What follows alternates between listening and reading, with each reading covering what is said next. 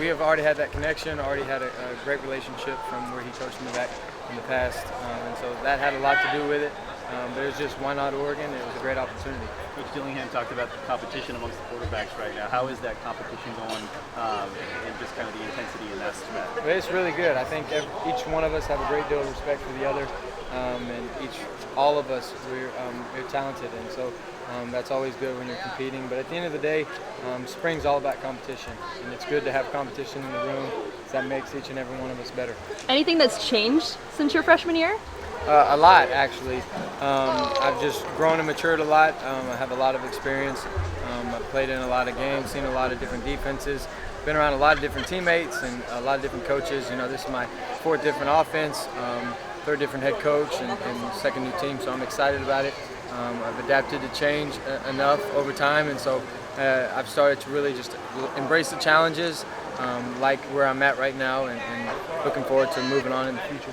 Obviously, the offensive line experienced group. How has it been kind of gelling with them and that whole chemistry? Well, it's been great. Obviously, they, like me, they played a lot of games too. A lot of those guys were playing when I played them as a freshman, so it was a lot of good experience out there on the field. So that means we see a lot of different things. We can communicate a lot of different ways, and that's great for our whole team, great for our offense.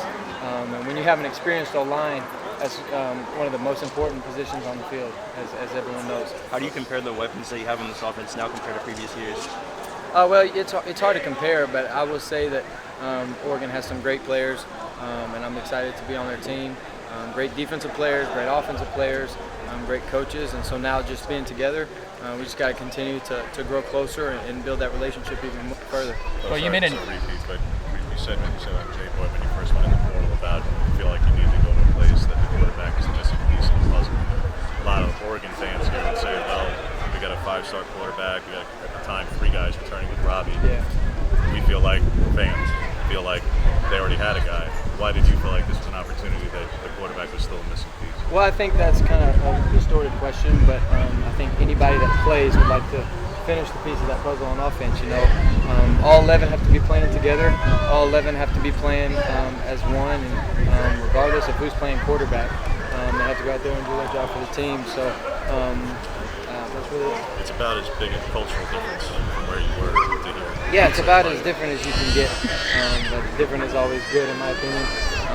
It takes the comfort level out of things, and I'm just excited to be around this group, excited to be around these quarterbacks.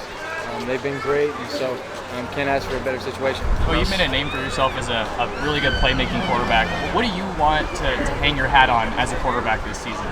That's a great question. I want to do, if I'm out there playing, whatever my team needs me to do, whether that's making a play, whether that's making the consistent play. I think if you look at a lot of the great quarterbacks, take Tom Brady for example, he doesn't ever make a wow play, he just makes the consistent ones over and over and over, and that's why he's the greatest of all time. And so just continuing to learn and grow and know that for my situation, make the consistent plays and just be there for my team.